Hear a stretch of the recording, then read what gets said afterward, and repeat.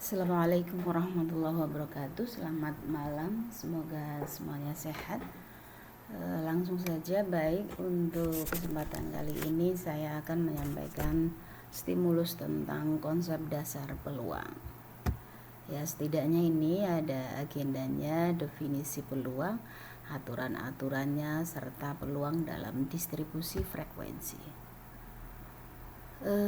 Di dunia ini sebenarnya banyak ya kejadian yang itu pasti terjadi, atau sebaliknya kejadiannya itu tidak pasti.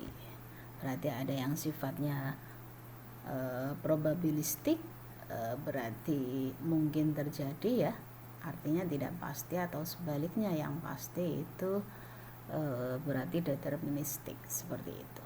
Kalau yang tidak pasti, misalnya malam ini hujan, besok malam tidak hujan, atau hari ini kita belajar luring, besok daring, begitu seterusnya. Nah, yang demikian ini, kejadian yang demikian ini biasanya membentuk pola tertentu.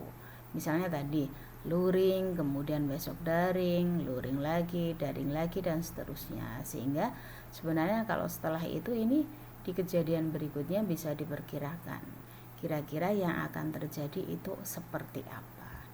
Nah, artinya dengan pola yang seperti ini, maka sesungguhnya sebuah kejadian itu bisa diperkirakan, atau kemungkinan terjadinya itu sudah bisa diperkirakan. Nah, inilah yang disebut dengan peluang. Atau dalam bahasa definisi, maka yang disebut dengan peluang adalah harga angka yang menunjukkan seberapa besar kemungkinan suatu peristiwa itu terjadi, atau dalam bahasa yang sederhana adalah peluang terjadinya sesuatu. Ini peluang. Nah, ukuran peluang sendiri ini kan sebenarnya karena ada kejadian yang pasti terjadi ya. Ini berarti lambangnya adalah 1, seperti itu. Kayak misalnya makhluk hidup pasti akan mati. Tetapi kapan makhluk hidup mati? Ya tidak tahu. Nah, karena tidak tahu kan itu berarti istilahnya ada perkiraan-perkiraan.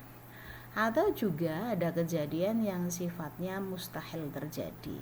Nah, ini biasanya dilambangkan dengan 0. Manusia tidak mungkin hidup selamanya, misalnya seperti itu.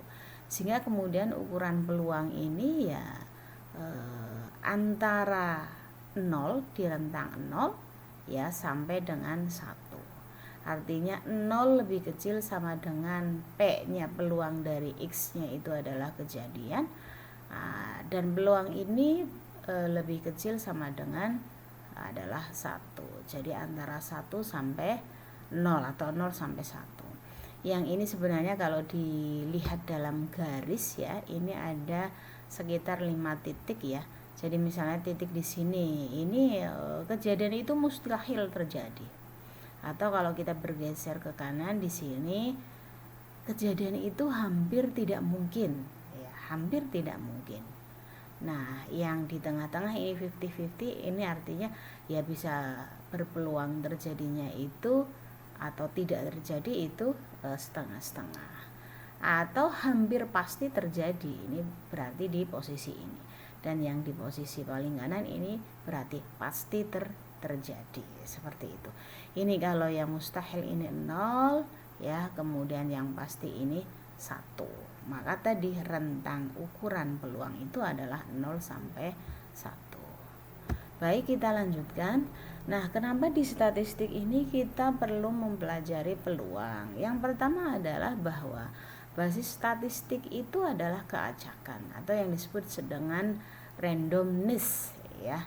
Nah, ini terutama berfungsi ya ketika kita mencari sampel ya. Nah, sampel ini kan biasanya diambil dari populasi, dan proses pengambilannya ini biasanya secara acak, seperti itu. Kenapa harus ada sampel yang diambil secara acak? Karena nanti fungsinya adalah untuk melakukan generalisasi atas sebuah kejadian ya, untuk seluruh anggota populasi. Nah, peluang ini ternyata mampu mengkuantifikasi keacakan. Jadi berapa besarnya munculnya sebuah kejadian dan lain sebagainya dari sampel yang tadi sudah ditentukan. Sehingga berarti di sini kenapa kita perlu mempelajari peluang dalam konteks statistik ini, karena di dalam statistik inferensial yang butuh untuk melakukan inferensi ya, mengenerate seperti itu, basisnya adalah peluang. Dengan kata lain berarti proses inferensi ya dalam statistik itu berarti mengandung peluang. Seperti itu. Dan ini beberapa istilah ya, ada peluang biasanya ini lambangnya adalah P. P itu sama dengan NA dan NS ya. NA ini berarti merujuk kepada kejadian yang ingin dihitung atau diukur ya, seperti itu, atau yang ingin dikuantifikasikan, dan NS ini adalah seluruh kejadian seperti itu. Kayak misalnya ini di sebuah kotak ini ada 5 bola yang 2 berwarna ungu, 2 berwarna putih, dan 1 berwarna kuning. Nah, maka yang disebut dengan berapa peluang munculnya bola kuning ya, karena ini hanya 1, nah berarti NA-nya adalah 1, NS-nya adalah keseluruhan dari kejadian dalam konteks ini, berarti keseluruhan dari bolanya ada 5, berarti peluang munculnya bola kuning itu adalah 1/5 atau sekitar 0,20 ya kejadiannya. Jadi kalau ini dibandingkan dengan seluruh kejadian ya yang 5/5 begitu ya, berarti kan 1. Ini berarti kategorinya ya kejadiannya adalah kecil. Baik. Kemudian ada ruang sampel ya, yang berarti himpunan semua hasil yang mungkin dari sebuah percobaan ini, atau titik sampel anggota yang memang akan kita cari ya. Sedangkan kejadian ini adalah himpunan bagian dari ruang sampel ini. Begitu. Kemudian aturan-aturan ya, ini beberapa aturan yang dicontohkan ya. Seperti ini misalnya tentang simbol probabilitas, ada yang menyebutnya PX, PA, terserah, karena ini PA ini berarti berbicara tentang probabilitas kejadian A yang akan terjadi ya. Jadi ini bisa dirubah-rubah. Tapi secara umum P itu adalah peluang. Kemudian peluang yang saling marginal, ini berarti peluang yang hanya ada satu peristiwa. Contohnya di sini kalau ingin memperoleh juara 1 ya, juara 1 itu kan ya hanya 1, berapapun ya pesertanya. Misalnya di konteks ini ada 10 peserta. Ya berarti probabilitas untuk menjadi juara 1 dari 10 itu berarti 1/10 seperti itu.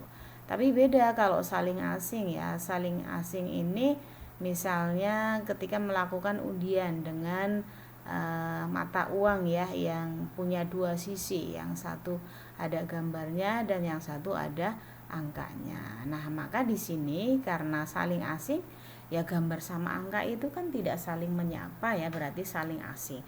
Tapi sesungguhnya peluang gambar ini ya sama dengan peluang angka, sehingga peluang gambar plus peluang angka ini sama dengan 1. Ini artinya masing-masing itu memperoleh jatah 1/2 ya, 1/2.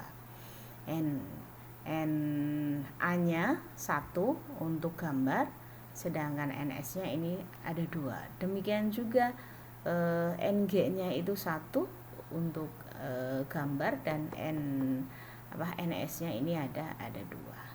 Nah, berbeda kalau peluang yang saling berkomplement. Kalau ini karena tadi sudah disebutkan bahwa rentang ukuran peluang itu 0 sampai 1, artinya besaran tertinggi itu adalah 1, maka kalau disebut dengan komplement ini berarti peluangnya itu masing-masing itu ketika ditambahkan itu berarti jumlah akhirnya adalah 1. Kayak misalnya di sini. Ini kasus ya, peluang untuk mendapatkan hadiah itu sebesar 0,61.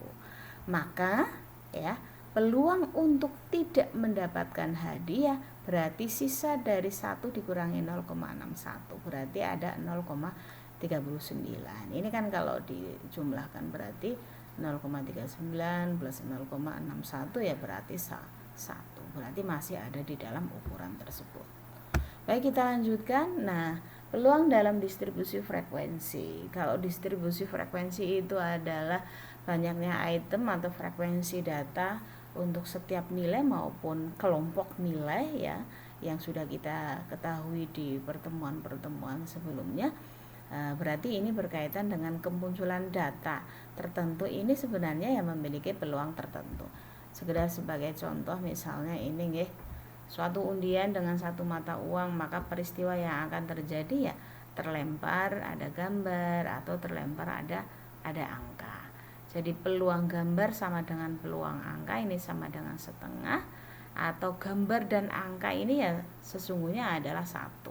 Setengah tambah setengah berarti ada 1. Berarti distribusi peluang di sini berarti memiliki 2 angka pembilang ya, masing-masing 1 ya, baik di gambar maupun di angka. Sekaligus penyebutnya ada 2, yaitu NS-nya ya. Gambar plus angka berarti ada 2, seperti itu. Oke, sehingga kemudian ketika dikuantifikasikan maka untuk muncul 0 ya, ini ya ada 1/2 atau ada setengah, atau muncul 1 ini adalah setengah. Setengah tambah setengah berarti ada 1. Berarti ukuran peluang terbesar ini di konteks ini berarti ya tetap 1. Demikian, terima kasih, sekedar stimulus. Semoga bermanfaat. Wassalamualaikum warahmatullahi wabarakatuh.